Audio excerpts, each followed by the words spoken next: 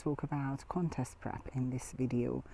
I'm going to talk about it in general, just to get a general idea. This video is for people who would like to compete later on, people who've never been on stage or haven't done any research on contest prep just yet. So generally speaking, a contest prep, it could be anything between 6 to even 20 weeks. Okay, it depends on how you look and where you're at when you start your contest prep. Some people are luckier, if you like, and they can start a contest prep from a fairly lean stage, and that means that they will need obviously a shorter period of time to lean out, and others will start from a little bit higher body fat levels, and then they will need a little bit more time to lean out. Now, if this is your first contest prep, then what I would say is always make sure that you have enough time. So me saying that a contest prep is between 6 to 20 weeks, it doesn't mean that you will only need 6 weeks.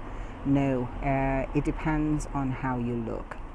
So always give yourself enough time, especially because if this is your first contest prep, then you don't know how your body will react, and you might need some extra time every now and again when things don't go to plan, and that could happen. So another thing is that make sure that you start from high enough calories. Just think about it realistically. So if you start with lower calories, then you haven't got anywhere to go lower, and a contest prep, during a contest prep, you are going to drop the calories.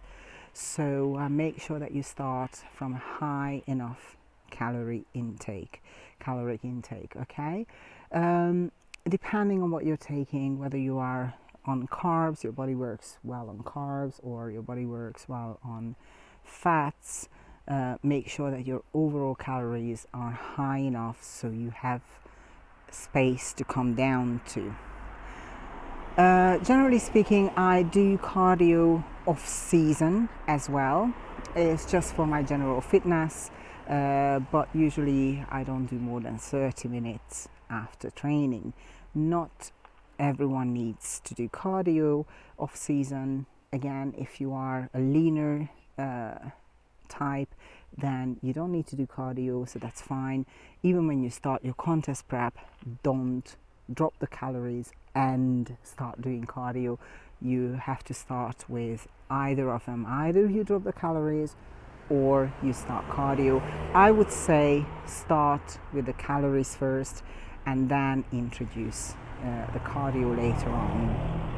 Okay, but then again, it depends on how much time you have until the competition. During a contest prep, but also off season, if this is your first competition, I highly recommend you start posing, especially after training, when you are a little bit more tired, you're more fatigued, just to get used to it, how it feels to tense all the muscles. You need to know how you look when you pose, and I mean, it is kind of obvious, but people don't realize it, that when you stand on stage, you haven't got a mirror in front of you, so you need to know how it feels when you hit the pose right. Okay, so that is another important thing that you need to consider and you need to build into your contest prep. So give yourself enough time, start with high enough calories.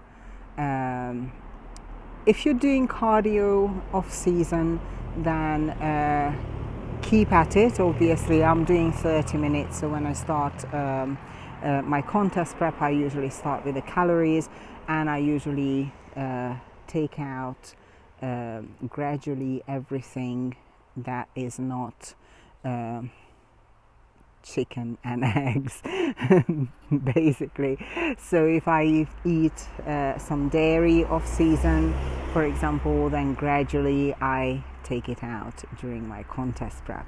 Okay, so these are just the main points, and also be aware that the closer you get to the competition, probably the more shitty you will feel, and that is completely normal, because once you hit a certain body fat level, and it differs for everyone, so it's difficult to say what it is, but generally speaking, if this is your first contest prep, then once you hit a certain body fat level, you will start feeling very fatigued, not just after training, but generally speaking, even when you wake up in the morning.